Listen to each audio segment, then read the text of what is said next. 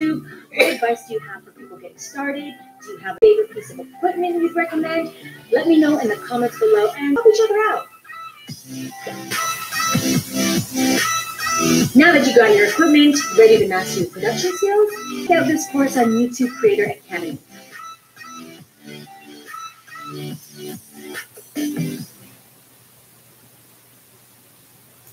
So you're ready to start making videos.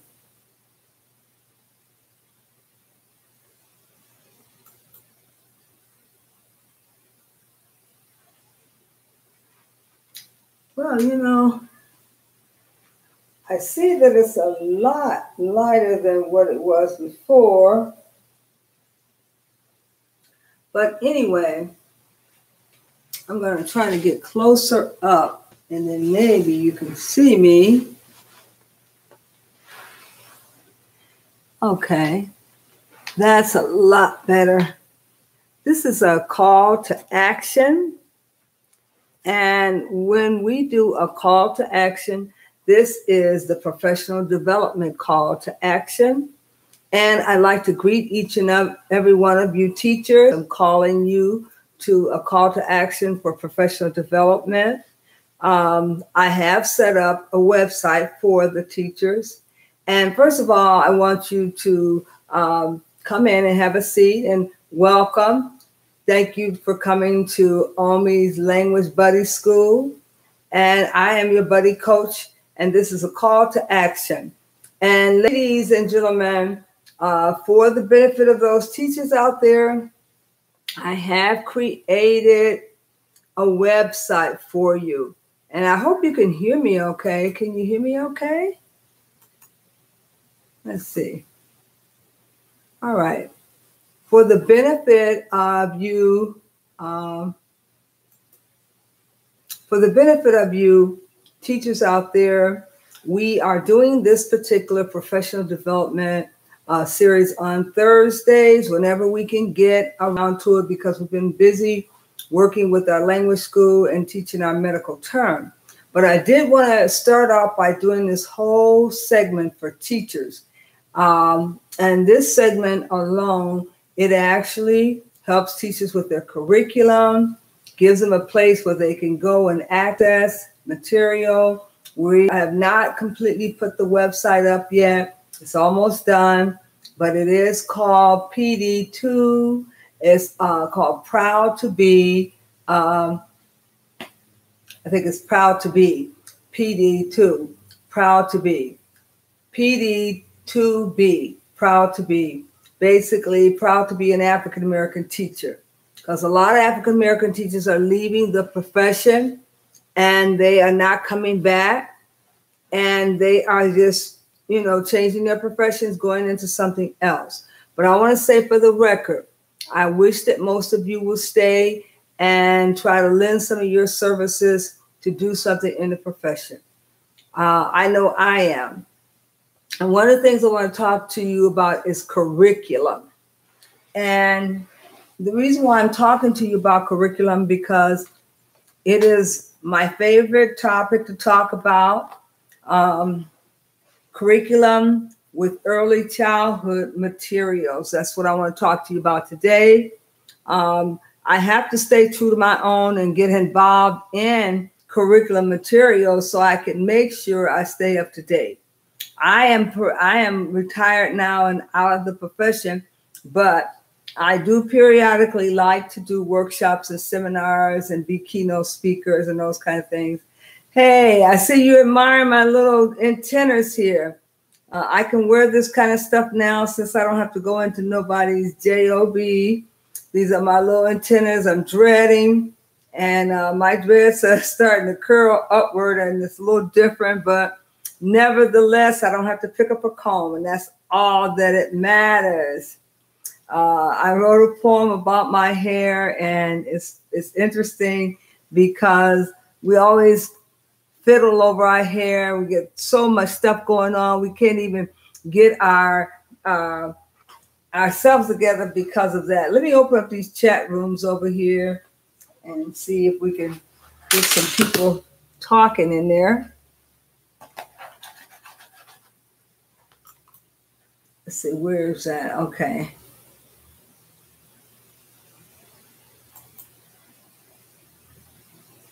But for some reason,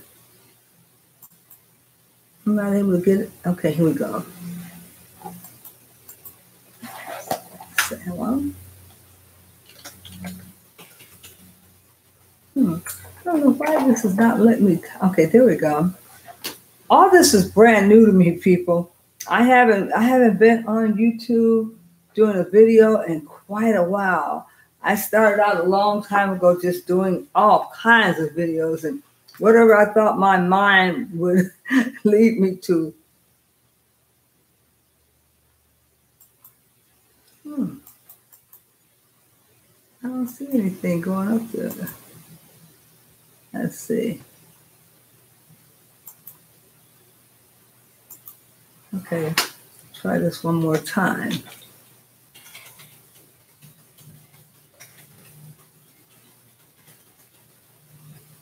Okay, let's see if it's got me. Saying hello, family. Okay, there we go. But for some reason, it's just not letting me say the family.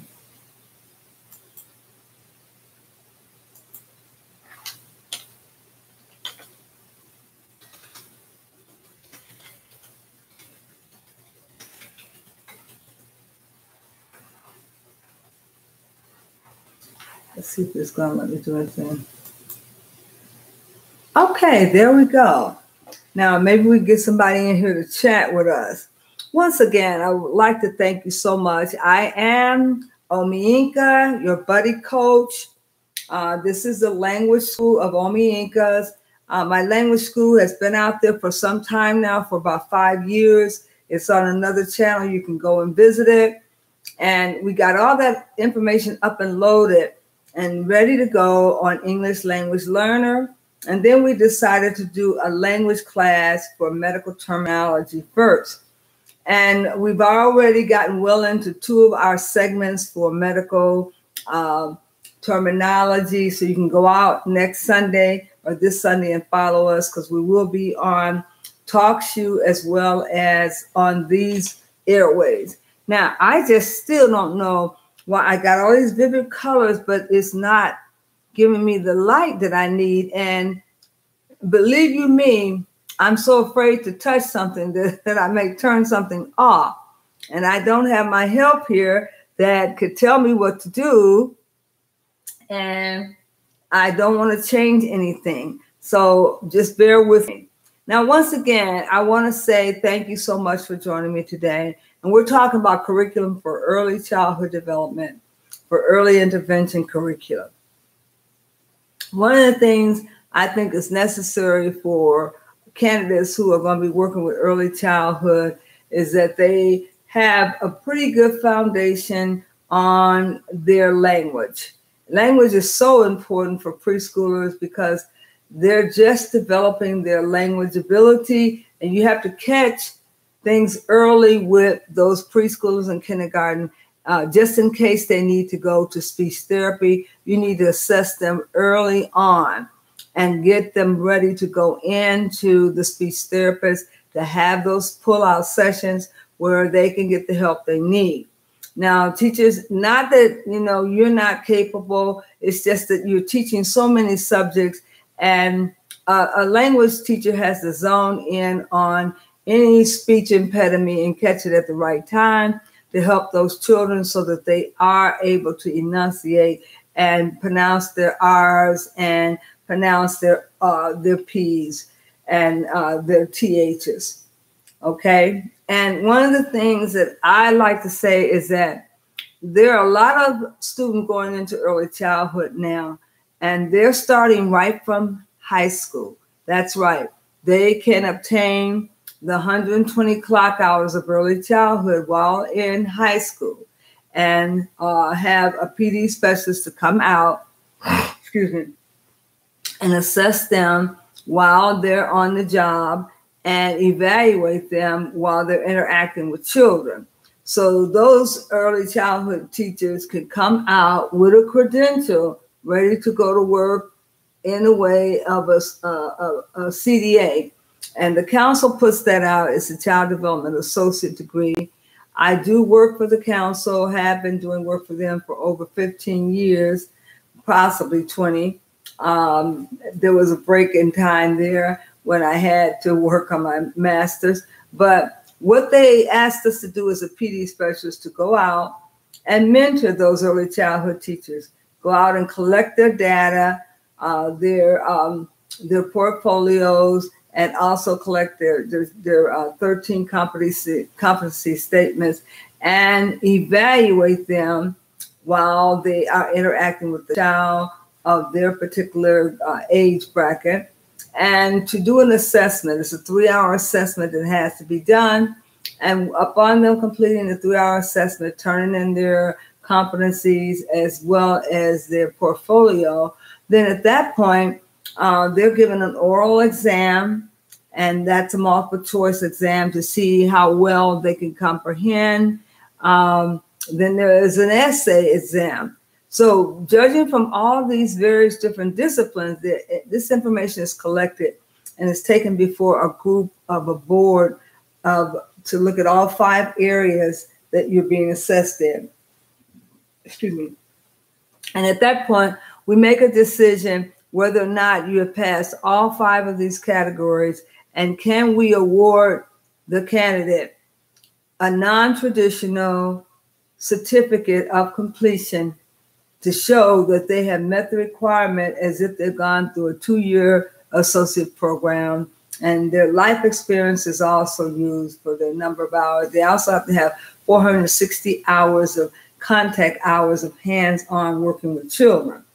This is a fantastic program. I wish they could make it applicable to other programs because it's very workable. They allow you to do a writing sample of your 13 competencies.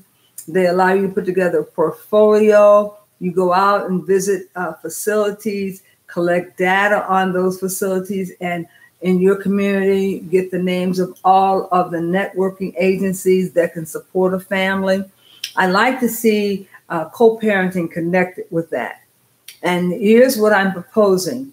I work with a judge who worked with me in creating a co-parent curriculum for parents, not the parents that are mandated by the course to take these classes, but all parents, because I don't see forcing you to take these classes just because you've gone through a divorce.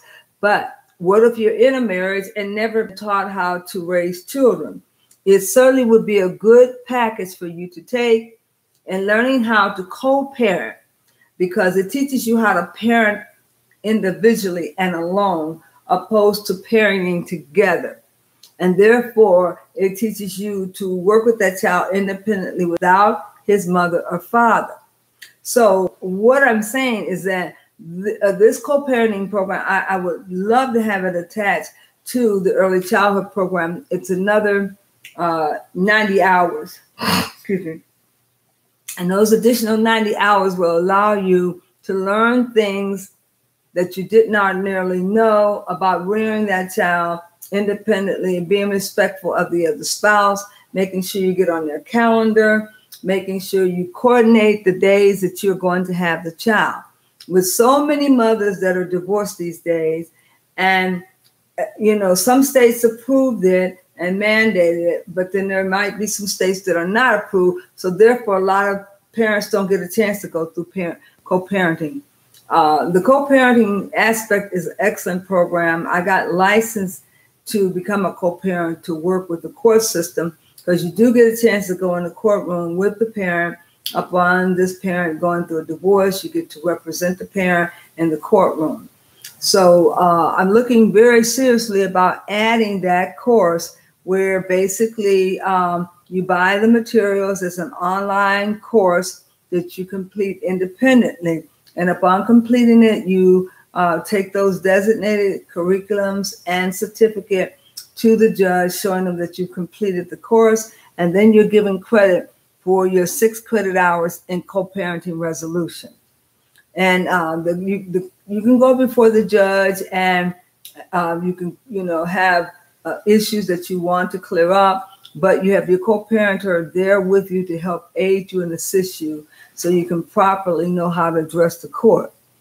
So what am I saying? I'm saying that early childhood is going to be a big area because most schools are going to adapt it, and they're going to have their students complete the CDA before they leave high school, and then they'll have credentials to walk right into a job right out of high school. Isn't that fantastic? Yes, it is. And it's something that we should think about because we need to have our children prepared when they come out of high school to do a job. It might not necessarily be what they want to do, but it's a job that will allow them to get employment and make some money. And if they should want to change their profession down the road, they can pick up another certificate program. Now, child development in curriculum and instruction. There's another area that is pretty much in demand in the state of Illinois. They're requiring most of the early childhood teachers to have English as a second language. Now, why English as a second language? Well, because English as a second language is becoming more in demand because you have so many refugees coming into this country, and a lot of them do not speak the King's language. So therefore, we have to bring in specialists like myself. I am an endorsed specialist in English as a second language. We teach them conversational English. We teach them how to enunciate. We also teach them how to socialize. A lot of it is socialization, what is common, what is appropriate for this particular climate and for this particular country, how to connect to their heritage, how to connect culturally to their routines and rituals, and help them to become accustomed to gradually getting out there into the forefront, but also sheltering them when they first come off the boat so they're protected and they're given the tools that they need to survive. And we gradually work them into the mainstream. Now, wouldn't that have been great if African-American children had a chance to do that? Everybody just assumed that all African-American children knew how to speak the King's language, but they didn't. So they start failing in school. And most of their low grades came from them having an inability to read or write or enunciate. So they've developed failing grades and ended up being retained in some instance, and a lot of them were failing primarily in reading, and they didn't get the help they needed by way of English as a second language. Now, that's what my job is to do, to talk to the principals about making sure they do a self-assessment and also observing the fact that they might have inappropriately placed a child in special education that should have been in English as a second language. Now, if that's the case, they're not getting any language didactics or any language tutorials at all. And they may have fallen 2 or 3 grade levels behind. So they must be properly assessed to see if they should have been placed in the English as a second language or English as a new language. And the reason why we're calling it English as a new language, it is not your regular English mechanics that you would think. However, we do address that.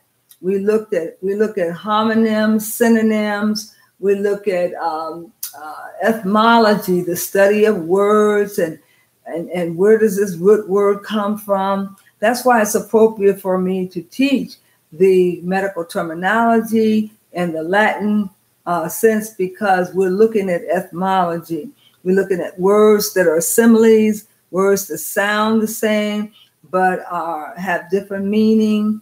And we are also looking at ending suffix sounds. We're looking at prefixes and idioms. We look at idioms to see what kind of idiom is this word saying 2 things with 2 different meanings.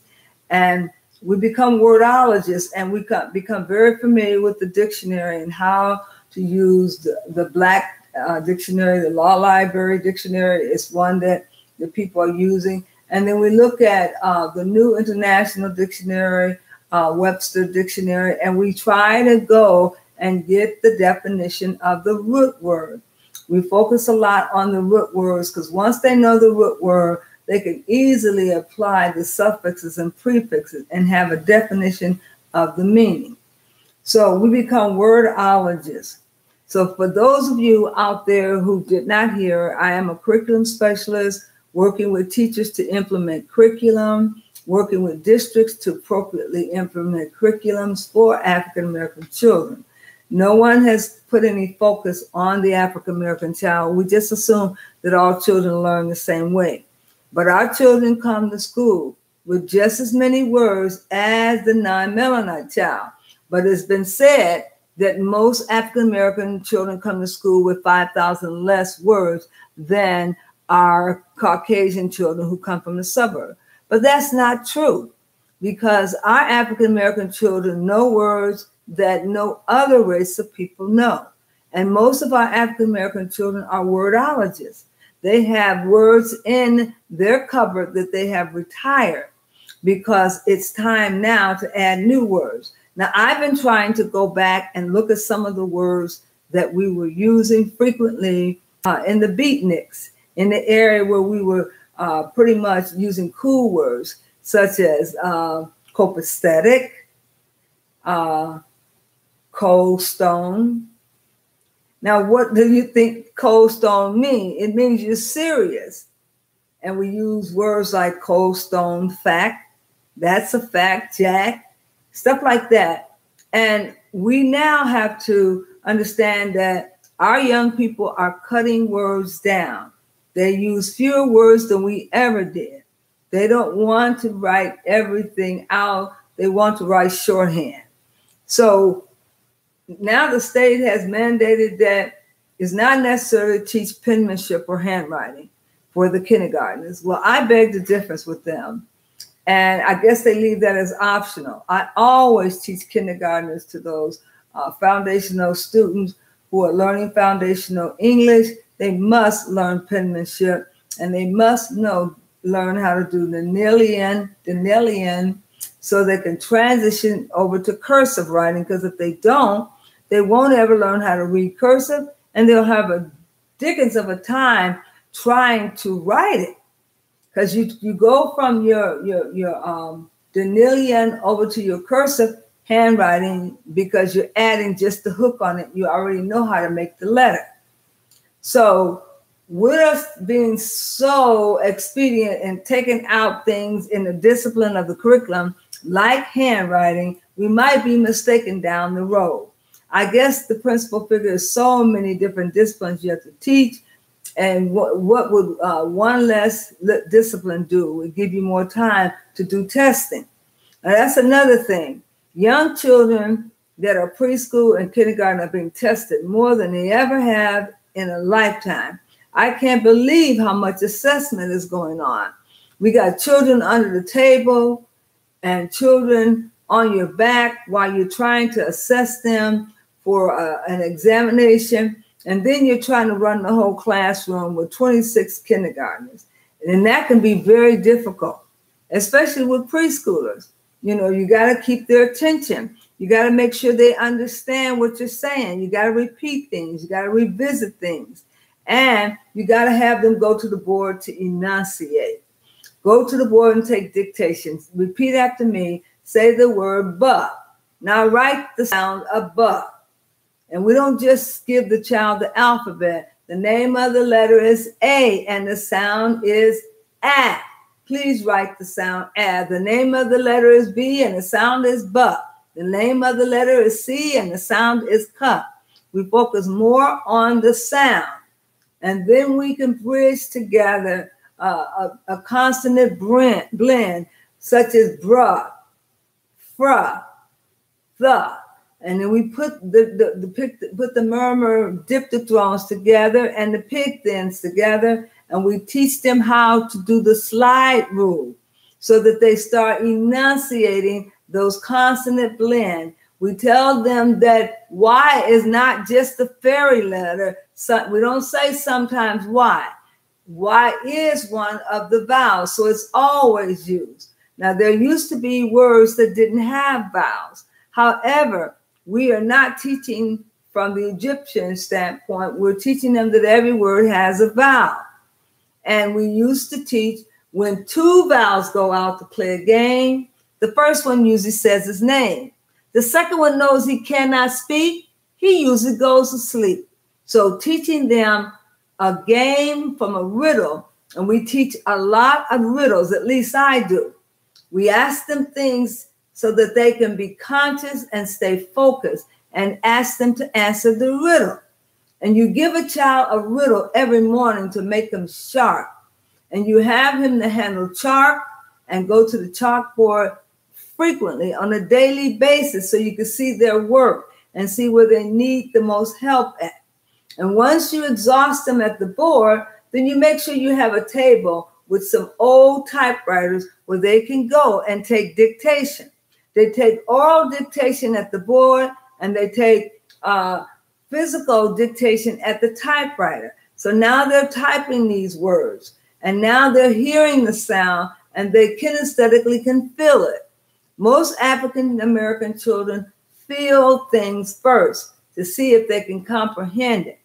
And they are so much kinesthetic, sometimes they may want to roll around on the floor with the letter, take the letter, put it on their head, and get immersed in the letter because it's their melanin working. Wouldn't you know it? It's their melanin working. Their melanin is like a brain, and they can learn from the melanin.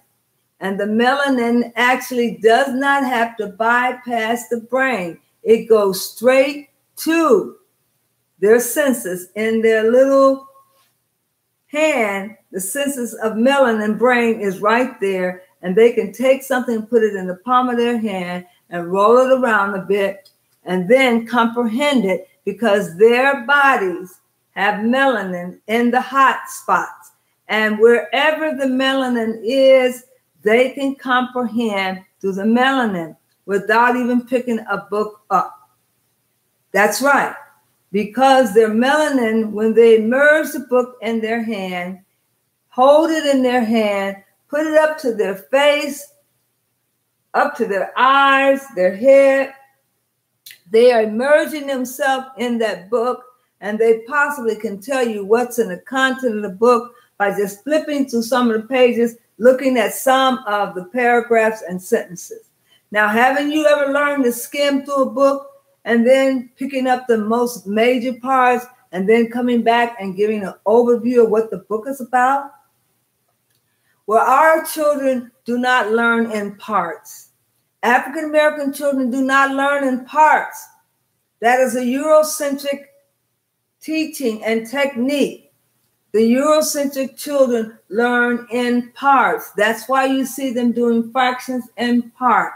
And when you see African American children doing math, they figure that thing out. They look at the whole picture and come up with the solution. And they may not have worked the problem out to show you how they derived at their answer, but they overall work it out in their mind. And then they look at the whole picture and give you a solution. And most teachers will say, no, I want you to show me your work. Show me how you got that. Break down the parts and show me. African American children learn in a whole. They see the whole picture. If they know they're going to get some marbles from going to the store with your $10 bill and the change will be theirs, they're going to figure out what the change is ahead of time so they can see the bigger picture. Because they're holistic learners. They're not your left and right brain learners like we thought.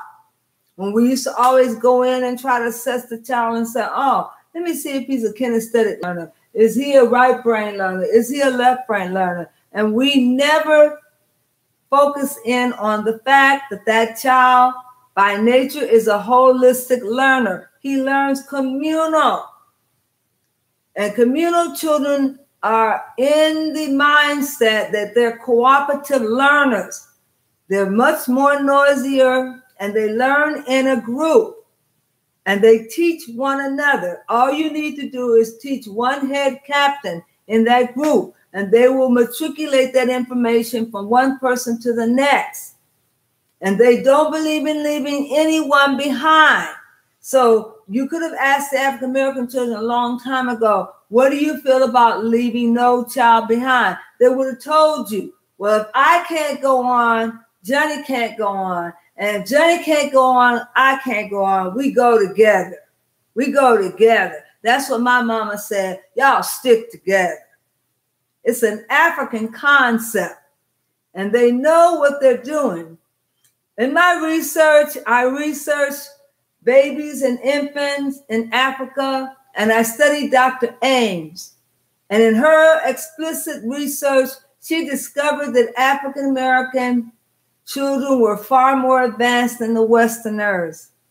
That African American babies at 3 or 4 months were able to turn their heads back and forth, and at 6 months they were able to sit up and to smile and to coo and be able to give eye contact and gestures. And then they were able to sit up much faster and began to not only sit up, but to walk at 8 months old. Most of our African American children can do these things because they have the same intestinal linings as African children have over in Africa. And unfortunately, we have dumbed down the curriculum for these kindergartners. We have slowed down the curriculum, so they have slowed down and they begin to regress. So we have got to speed up the curriculum for the kindergartner. We've got to give the kindergartner first grade material. You do not ever give a child on the same grade level the material. You give them one grade level higher, which will keep them perfecting. As Africans do, they're always perfecting. More better and more better, as Spike Lee would say. That is their concept, to be perfecting at all times. Now, for you teachers that are out there that are elementary teachers, I would suggest you think about getting an early childhood endorsement. There's so many things coming down the pipeline for early childhood children that you're going to find it fascinating, because most of your geniuses are in the preschool classes and early childhood classes. How do I know? Because I spent 5 years with preschoolers and kindergartners watching these little animated geniuses do things that second and third grade children could never do. They push themselves. They want to mimic reading. And if they are not reading, they will mimic it. And what happens if a child mimics you long enough? He's going to be speaking fluently like you do and knowing just when to put the commas and the periods and the pauses, because he has modeled you. And that's what a good teacher does. She asks the child to model her. And that's what preschoolers do ordinarily, and kindergartners too. You don't have to ask them to model you. They're watching everything you do and reciprocating your behaviors. Now, why are African American children different from most other children? Number one, because they're first world people, and their mothers and fathers lived, their ancestors lived in the bush, and they learned from the environment. Mother Nature has been a good teacher for most of the nurturers and teaching them what to do. But you cannot learn everything in the bush. You have to learn something from people and observing people.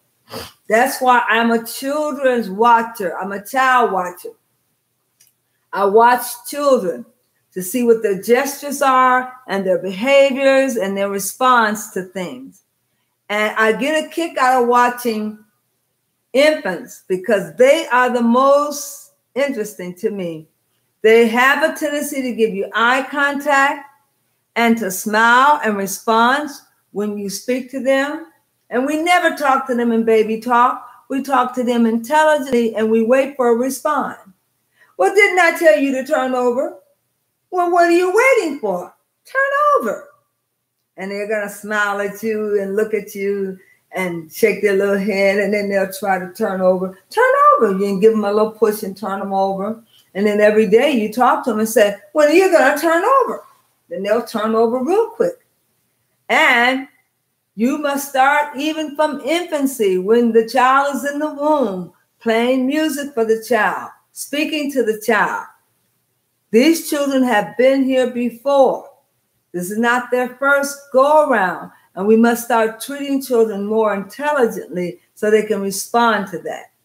As I said, you find some of the preschoolers able to enunciate and have reading readiness skills where they can begin to tackle reading head on. Most of your German children start school at age 3. So they're introduced to reading at an early age. We don't want to wait till they're 6 years old when the window is almost closed and say, Johnny, do you want to come over here and learn to read? Why, naturally, every child wants to learn to read. And that's why when people say, oh, he's lazy, he don't want to learn to read. When you teach the child, when their windows are open at the age of 3, they're wide awake and they're ready to enunciate and to blend and do the sounds ba, ka, fa, wa, da, ks. And they're ready to blend the words for encoding and decoding and bringing the prefix, root word, and the suffix together to make a word.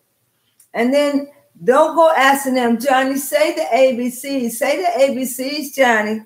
A, B, C. No, Johnny. Say the sounds, Johnny. Ba, ka, fa, wa, da. Have them to do the sounds because they need the sounds in order to make a word. Now, are you still out there? This is a call to action. And in presenting a call to action for those teachers that need professional development, we're coming up on another year, so a number of us are going to have to be refreshing our continuing education classes in order to keep those licenses renewed. Keep your license renewed. Don't let them lapse. Hold on to them. It took you so long to get that endorsement and that license, so you don't want to hand over by letting it lapse. It's very vital that we should talk to other teachers about becoming teachers, especially males. And there are alternative programs out there. They're wrestling with getting people into education who may be leaving another profession and coming into teaching. There's a lot of things that we must do to make teaching more inviting. You must beef up that benefit package. And as a professional development, I will speak to all administrative districts and say, look, you've got to make your benefit package more inviting. You've got to have passes on there. Maybe a pass to go to Disney World. You got to have things on there such as membership into a credit card service where you get cash back. You got to have benefits on there where the teacher can get sabbatical and she can take a week off to go and visit any institution or any school of learning she wants to, or go to a spa, because we need that time out, and we need that time where we can regroup and get our mental state together, because teaching can be so overwhelmed. You can mentally tired before you're physically tired, and your body may need an overhaul of a spa. We need to have our benefits so well put together that we pay for the short-term disability for that first year teacher. And they pay, as long as they pay for the long-term disability, then you got something you're offering them. And then look at not only your short-term and long-term disability, look at making sure that they become a member of AARP, and you can pay for that. There's tons of things you can give teachers with incentives, because teachers need these incentives, because we go online and there's all these ton of things that are free for teachers. Give them a they can go to where everything is free. Give them a website where they can go and sell their own lesson plans. And as they sell their own lesson plan, they can make a small fee off that. Sometimes these salaries are not big enough for the teachers. At least when I started, it was only $8,000. Now you tell me, back 30-some years ago, what could I do with $8,000? but just go out to shop with it and get angry. Now, teachers are not making that kind of money anymore. They're making well over $30,000. And I know they can live off that, but it would be much better if they could get bonuses, if they can be selected for Teacher of the Month, and maybe that month they can get a bonus. We do all these things to beef up learning for children. Why not let's beef up some things for teachers? I am an advocate for teachers, and I am a professional development, and I create the courses for the teachers to continue their education so that they can stay in the game and meet the requirement of the state.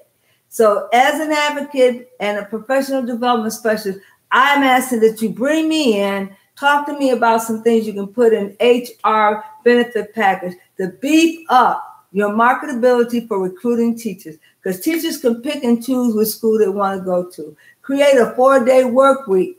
Take some of that money and bring in a sub on that Friday, or if they want to take that Monday. But give those teachers the option to take sabbatical. The more sabbatical they take, the better they are when they come back and they try to teach a unit. If they're tired, burnt out, then it's going to reflect in how they teach in the classroom. Now, you've been listening to OMI's Language Buddy School, and I am your Language Buddy coach. And this is a call to action for those teachers who need to continue their continuing education. Thank you so much for listening to me. You've been a joy to work with this evening, and I want to say, oh, double and baba booey to you, y'all. Have a great one, and I will see you on Sunday.